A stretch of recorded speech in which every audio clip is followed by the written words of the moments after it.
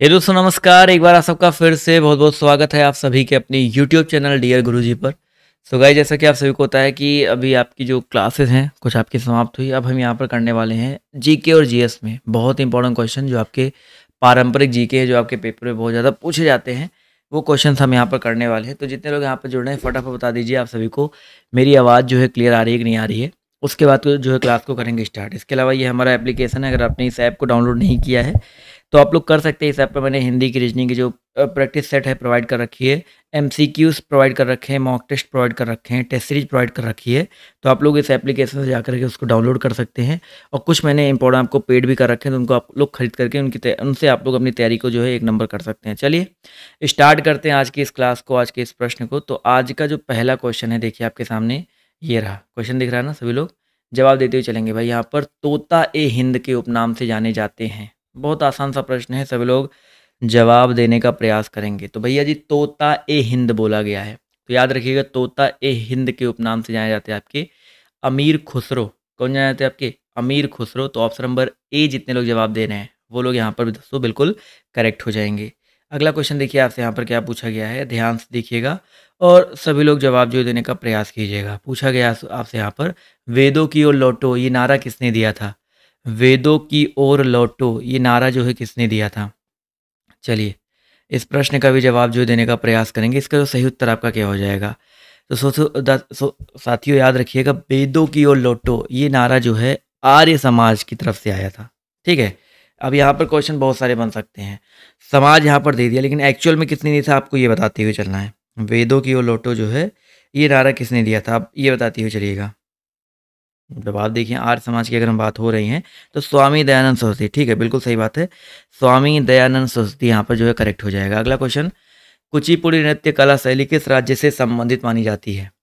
कुचिपुड़ी नृत्य कला शैली किस राज्य से संबंधित मानी जाती है।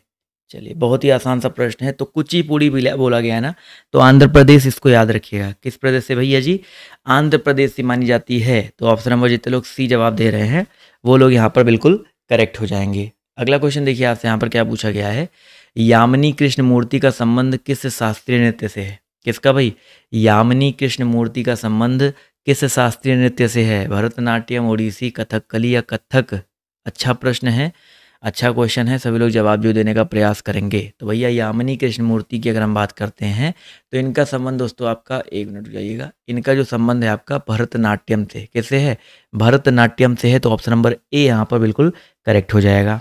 अगला क्वेश्चन देखिए क्या कह रहा है, रंगोली भारत के किस क्षेत्र की एक प्रमुख कला शैली है। रंगोली, देखो भाई बहुत ही अच्छा प्रश्न है, बहुत ही अच्छा क्वेश्चन है। थोड़ा सा प्रयास करेंगे और जवाब जो देने का सब लोग जवाब जो देते हुए चलेंगे। वीडियो पसंद आ रहा है तो एक लाइक आप लोग कर सकते हैं। तो भैया यहाँ पर जो करेक्ट आंसर आपका क्या हो जाएगा। अगर हम रंगोली की बात करते हैं तो यहाँ पर जो है आपका करेक्ट आंसर आपका क्या हो जाएगा, महाराष्ट्र हो जाएगा। ठीक है, महाराष्ट्र की एक लोक कला शैली है। तो ऑप्शन नंबर बी यहाँ पर दोस्तों बिल्कुल करेक्ट हो जाएगा। चलो अगला क्वेश्चन देखो आपसे क्या कह रहा है कि इकेबाना किसका जापानी रूप है।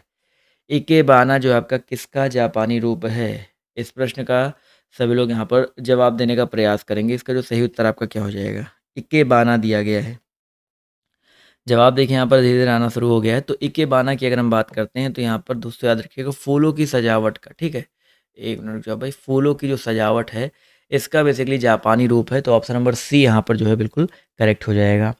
अगला क्वेश्चन देखिए आपसे यहाँ पर क्या पूछा गया है, हिंदुस्तानी संगीत का सर्वाधिक प्राचीन घराना कौन सा है। हिंदुस्तानी संगीत का प्राचीन सर्वाधिक घराना जो है आपका कौन सा है। चलिए अच्छा प्रश्न है, अच्छा क्वेश्चन है, थोड़ा सा प्रयास करो और जवाब देते हुए चलिएगा। इसका जो सही उत्तर आपका क्या हो जाएगा। जवाब देखिए यहाँ पर धीरे धीरे आना शुरू हो गया है। तो हिंदुस्तानी संगीत का जो सर्वाधिक प्राचीन घराना है अगर हम बात करते हैं इसके बारे में तो यहाँ पर ग्वालियर है, आगरा है, लखनऊ या जयपुर है। इन सब में आपका जो सही उत्तर आपका क्या हो जाएगा दोस्तों, आपका ग्वालियर घराना हो जाएगा। ठीक है, हिंदुस्तानी संगीत का जो सर्वाधिक प्राचीन घराना है वो आपका कौन सा है, ग्वालियर घराना है। तो ऑप्शन नंबर ए यहाँ पर जो है बिल्कुल करेक्ट हो जाएगा। अगला क्वेश्चन, प्राचीनतम हिंदुस्तानी गायन शैली कौन सी है। प्राचीनतम हिंदुस्तानी गायन शैली जो है कौन सी है, गजल, ठुमरी, ध्रुपद या इनमें से कोई नहीं। चलिए इसके बारे में जवाब जो देते हुए चलिएगा। इसका सही उत्तर आपका क्या हो जाएगा, प्राचीनतम हिंदुस्तानी गायन शैली यहाँ पर कौन सी हो जाएगी। दोस्तों याद रखिएगा यहाँ पर ध्रुपद। ठीक है। ध्रुपद की अगर हम बात करते हैं तो यह प्राचीनतम हिंदुस्तानी गायन शैली है। ठीक है, ऑप्शन नंबर बी यहाँ पर जितने लोगों ने जवाब दिया है वो लोग यहाँ पर जो है बिल्कुल करेक्ट हो जाएंगे। अगला क्वेश्चन, सबसे प्राचीन वाद्य यंत्र निम्नलिखित में से कौन सा है? सबसे प्राचीन वाद्य यंत्र जो है निम्नलिखित में से कौन सा है? तो भैया जी सितार, सरोद, तबला या वीणा, इसका जो सही उत्तर आपका क्या हो जाएगा? सबसे प्राचीन वाद्य यंत्र जो है आपका कौन सा हो जाएगा? तो दोस्तों याद रखिएगा वीणा। वीणा जो है दोस्तों आपका यहाँ पर सबसे प्राचीन है, जबकि तबला और सितार की बात करते तो इसकी तो आविष्कार अभी अमीर खुसरो के समय में हुई थी। तो ये चीज़ याद रखिएगा। तो ऑप्शन नंबर जितने लोग डी जवाब दे रहे हैं, वीणा। वीणा जो है यहाँ पर बिल्कुल करेक्ट हो जाएगा। क्लियर है? चलिए अगला क्वेश्चन, निम्नलिखित में से आपको बताना है कि भारत में चित्रकला किसके समय में प्रसिद्धि के शिखर पर पहुंचा था? बहुत ही अच्छा प्रश्न है, सभी लोग जवाब देते हुए चलेंगे। भारत में चित्रकला किसके समय में प्रसिद्धि के शिखर पर पहुंचा? अकबर के, जहांगीर के, शाहजहां के या औरंगजेब के? इस प्रश्न का जवाब जो देते हुए चलेंगे तो भैया जी याद रखिएगा यहाँ पर जो करेक्ट आंसर आपका क्या हो जाएगा? जहांगीर के समय में। ठीक है, जहांगीर के समय में जो है चित्रकला जो है शिखर पर पहुंचा था प्रसिद्धि की। तो ऑप्शन नंबर बी यहाँ पर जो है बिल्कुल करेक्ट हो जाएगा। अगला क्वेश्चन देखिए आपसे यहाँ पर क्या पूछा गया है, बनी ठनी किस चित्र शैली से संबंधित है? अच्छा क्वेश्चन है भाई, एक प्रश्न आपके सामने और मज़ेदार आया और सभी लोग इसका जवाब जो देते हुए चलेंगे। बनी ठनी जो है आपका किस चित्र शैली से संबंधित है? देखते हैं कितने लोग यहाँ पर सही जवाब देते हैं भाई। क्वेश्चन नंबर 11 दिया गया है और जवाब देखिए यहाँ पर आना शुरू हो गया। तो भैया जी 11 का जो सही उत्तर आपका क्या हो जाएगा? किशनगढ़ शैली से। ठीक है, बनी ठनी की अगर हम बात करते हैं तो ये आपका किशनगढ़ शैली से संबंधित है। तो इसको याद रखेंगे। जितने लोगों ने यहाँ पर ऑप्शन नंबर बी जवाब दिया है वो लोग यहाँ पर दोस्तों बिल्कुल करेक्ट हो जाएंगे। अगला क्वेश्चन देखते हैं आपसे यहाँ पर क्या पूछा गया है और सभी लोग जवाब दीजिएगा। भागवत धर्म के प्रवर्तक निम्नलिखित में से कौन थे? भागवत धर्म के प्रवर्तक निम्नलिखित में से कौन थे? क्वेश्चन नंबर 12 है और सभी लोग जवाब जो देने का प्रयास करेंगे। तो इसका सही उत्तर आपका क्या हो जाएगा? जवाब देखिए यहाँ पर धीरे धीरे आना शुरू हो गया है। तो भैया अगर हम बात करते हैं भागवत धर्म के बारे में तो यहाँ पर जो सही उत्तर आपका क्या हो जाएगा? कुछ लोग यहाँ पर कृष्ण जवाब दे रहे हैं और काफ़ी सारे लोग यहाँ पर कृष्ण जवाब दे रहे हैं। तो यहाँ पर क्या हो जाएगा दोस्तों? कृष्ण। ऑप्शन नंबर जो इसका सी दिया गया है बिल्कुल करेक्ट हो जाएगा। क्लियर है? चलिए भाई, सी जितने लोगों ने जवाब दिया है वो लोग यहाँ पर जो है बिल्कुल करेक्ट हो जाएंगे। अगला क्वेश्चन देखिए आपसे यहाँ पर क्या पूछा गया है, ध्यान से देखिएगा। पुराणों की कुल संख्या कितनी है? सबसे आसान प्रश्न है, सब लोग बताते हुए चलेंगे भाई पुराणों की कुल संख्या जो आपकी कितनी है? चलिए फटाफट जवाब जो देने का प्रयास करेंगे। पुराणों की जो कुल संख्या है वो आपकी कितनी है? तो जवाब देखिए बिल्कुल सही आ रहा है सर। पुराणों की जो कुल संख्या आपकी 18 है। ठीक है, 18 पुराण है टोटल। तो यहाँ पर जितने लोग जवाब दे रहे हैं ऑप्शन नंबर सी वाला वो लोग यहाँ पर जो है बिल्कुल करेक्ट हो जाएंगे। चलिए साथियों आते हैं, बढ़ते हैं अगले प्रश्न की तरफ। तो अगला प्रश्न देखिए आपसे यहाँ पर क्या पूछा गया है, ध्यान से देखिएगा। भारतीय दर्शन की आरंभिक विचारधारा है सांख्य, मीमांसा, चार्वाक या वैशेषिक? सभी लोग इसका जवाब जो देते हुए चलेंगे। इसका जो सही उत्तर आपका क्या हो जाएगा? चलिए फटाफट यहाँ पर जवाब जो देने का प्रयास करेंगे। इस प्रश्न का जो सही उत्तर आपका क्या हो सकता है? धीरे धीरे सभी का जवाब देखिए आना शुरू हो गया है। तो भारतीय दर्शन की आरंभिक विचारधारा यहाँ पर कौन सी हो जाएगी आपकी? सांख्य दर्शन। ठीक है, ऑप्शन नंबर ए जितने लोग जवाब दे रहे हैं वो लोग यहाँ पर बिल्कुल करेक्ट हो जाएंगे। वीडियो को शेयर कर दो यार, ज़्यादा से ज़्यादा लाइक और शेयर कर रहे हो। और जैसे जैसे नज़दीक आ रहा है एग्जाम वैसे वैसे आप लोग बहुत ज़्यादा लापरवाही कर रहे हो, ये बहुत गलत बात है। वीडियो को शेयर करो, लाइक करो, अपने दोस्तों को बताओ कि भैया जी एग्ज़ाम पता नहीं हो कब पोस्टपोन हो कब ना हो। तो आप लोग बढ़िया से एकदम तैयारी करते हुए चलो अपनी।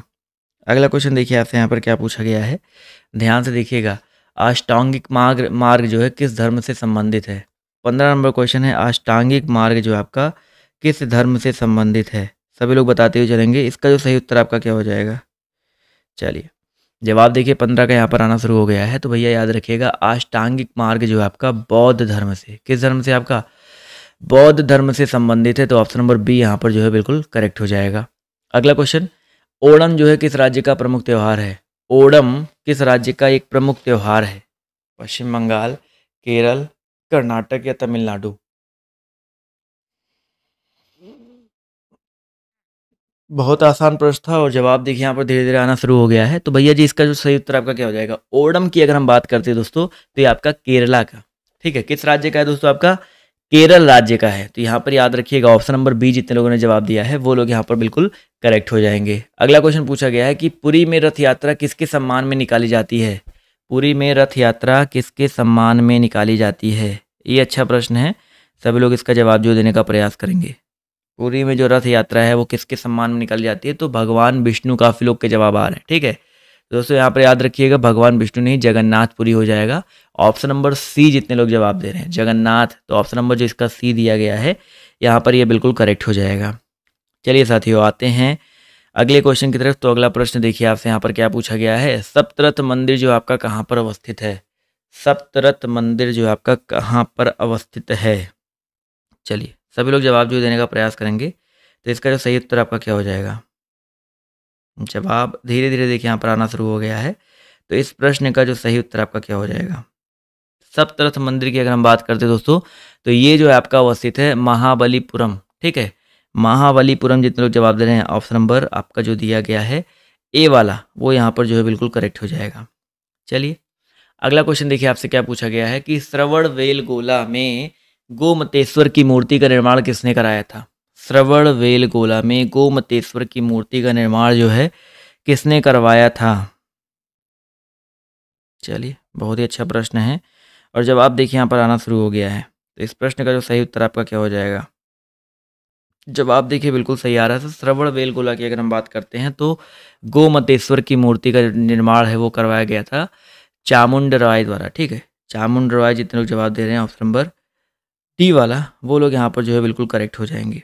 अगला क्वेश्चन देखा जाए तो अगला क्वेश्चन देखिए आपसे यहाँ पर क्या पूछा गया है कि प्रख्यात सांस्कृतिक केंद्र भारत भवन कहाँ पे स्थित है? बहुत इंपॉर्टेंट क्वेश्चन है और सभी लोग जवाब जो देने का प्रयास करेंगे। इसका जो सही उत्तर आपका क्या हो जाएगा? चलिए जवाब देखिए यहाँ पर धीरे धीरे आना शुरू हो गया है। तो इस प्रश्न का जो सही उत्तर आपका क्या हो सकता है? चलिए प्रख्यात सांस्कृतिक केंद्र जो भारत भवन दिया गया है, ये आपका बेसिकली स्थित है कहाँ पे? ये दोस्तों स्थित है आपका भोपाल में, ठीक है। कहाँ पे? भोपाल में स्थित है। मध्य प्रदेश की राजधानी भोपाल है, तो यहाँ पे अवस्थित है। तो ऑप्शन नंबर सी यहाँ पर बिल्कुल करेक्ट हो जाएगा। अगला क्वेश्चन पूछा गया है कि उज्जैन का प्राचीन काल में क्या नाम था? उज्जैन का प्राचीन काल में क्या नाम था? तक्षशिला, इंद्रप्रस्थ, अवंतिका या इनमें से कोई नहीं? इसका जवाब जो देते हुए चलेंगे। उज्जैन का प्राचीन काल में जो आपका क्या नाम था? तो भैया याद रखिएगा यहाँ पर अवंतिका, ठीक है। उज्जैन का प्राचीन काल में अवंतिका नाम था। तो ऑप्शन नंबर बी जितने लोगों ने जवाब दिया है वो लोग यहाँ पर बिल्कुल करेक्ट हो जाएंगे। अगला क्वेश्चन पूछा गया है कि प्रख्यात बोरोबुदुर का बौद्ध स्तूप कहाँ पे स्थित है?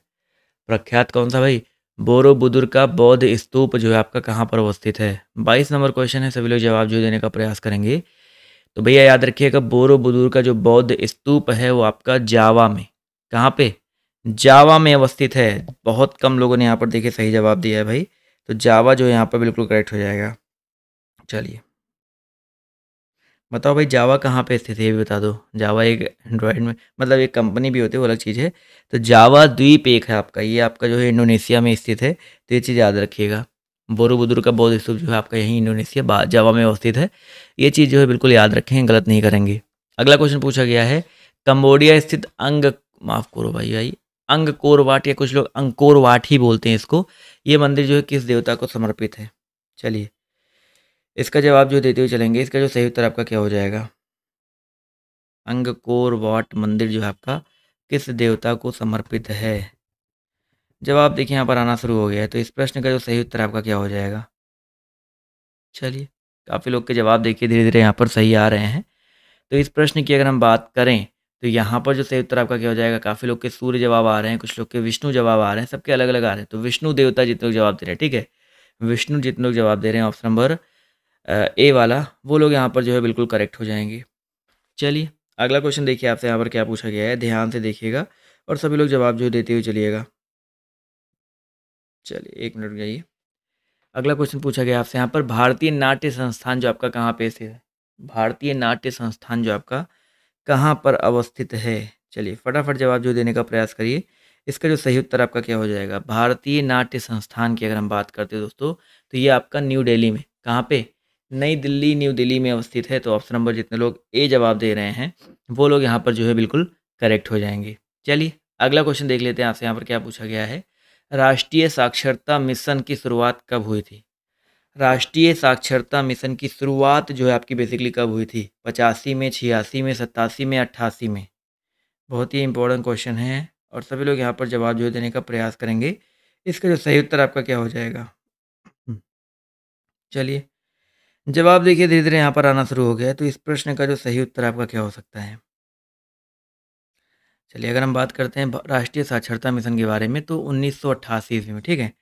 1988 में हुआ था, तो यहाँ पर जितने लोग जवाब दे रहे हैं 1988, वो लोग यहाँ पर जो है बिल्कुल करेक्ट हो जाएंगे। क्लियर है? ऑप्शन नंबर डी जितने लोगों ने जवाब दिया है, वो लोग यहाँ पर जो है बिल्कुल करेक्ट हो जाएंगे। ठीक है? इसका पीडीएफ जाकर के आप लोग फ्री पीडीएफ आप लोग हमारे टेलीग्राम ग्रुप से डाउनलोड कर सकते हैं, और इंस्टाग्राम पर अगर आपने अभी तक फॉलो नहीं किया है, ठीक है? अगर आपने इंस्टाग्राम पे फॉलो नहीं किया है, तो जल्दी से जाकर के इंस्टाग्राम पे फॉलो कर लीजिए। वहाँ पर आपको बहुत सारी जो इंपॉर्टेंट चीज़ें देखने को मिलने वाली हैं। तो आज की इस क्लास में सिर्फ इतना ही। वीडियो कैसा लगा आप लोग कमेंट करके जो है ज़रूर बताइएगा। तो अभी के लिए बाय बाय, टेक केयर, जय हिंद, जय भारत। मिलते हैं आप सभी से नेक्स्ट वीडियो में। धन्यवाद।